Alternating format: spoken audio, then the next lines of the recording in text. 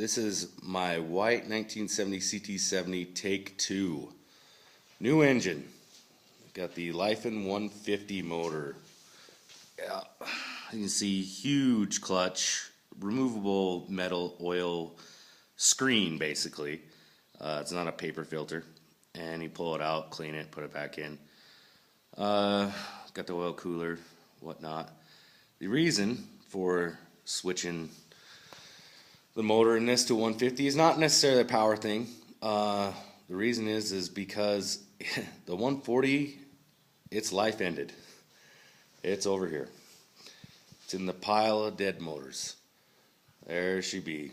Yeah, transmission went out on it. Gearing. Very important to get the gearing right. It blew up mainly because of bouncing off the rev limiter continuously. Yeah, and that did her in. Transmission went out on it. And of course, unfortunately, I mean, if that was a real Honda motor, you'd spend the money and rebuild it. But these Chinese aftermarket motors, $250 split the case, and I can get it built for $250 basically.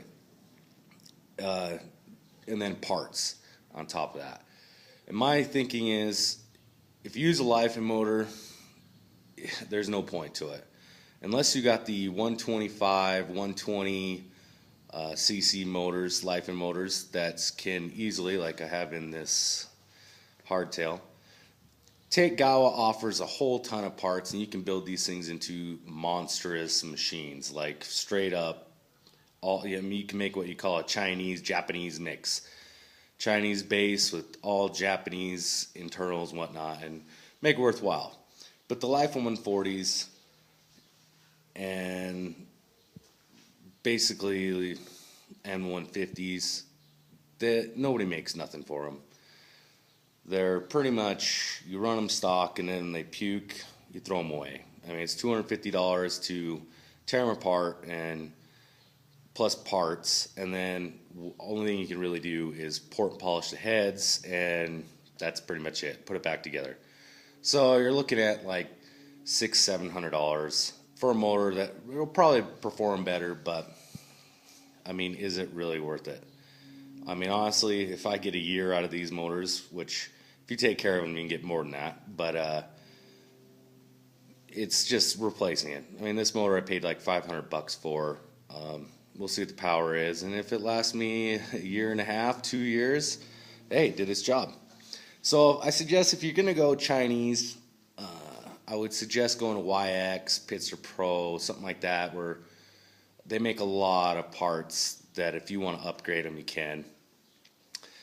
But yeah, just went cheap. The wiring harness on this converted right over. I mean, I wired it pretty easily, but it does not start. There's no spark on it. The reason for that is my CDI. You'll recognize the CDI if you're running the 125s, 140s. Bad sticker job, look at that. CDIs do not work with these 150 motors. They come with this, and you have to use it. Trust me. I've been dealing with some pros about wiring up the old one to work. It won't. It has to work with this. Now, my bike has the Trail Buddy conversion kit, which is the best kit, hands down. You go to trailbuddy.com, who is by far the best supplier for any CT parts, and you get the wire harness and whatnot. Works great. The problem is it's just designed for the other CDIs that work in the 140s and 125s. So through emails and whatnot, they're making a connector deal for me to tie into the wire harness. It should be easy. It's going to be a clip or slight wiring change to run the new CDI, and then I'll make another video. Tell you exactly what the power difference is between the 140 and 150. Personally, I have no idea yet. I mean, it could be the same, could be slower, or it could be great. I have no idea. I mean, this does have the outer rotor kit, so it should spin up RPM-wise a little faster. But, yeah, so I'll do a video on that. To answer some questions, I wanted to answer a couple questions people gave me on my comments, all two. And the one is the oil cooler bracket.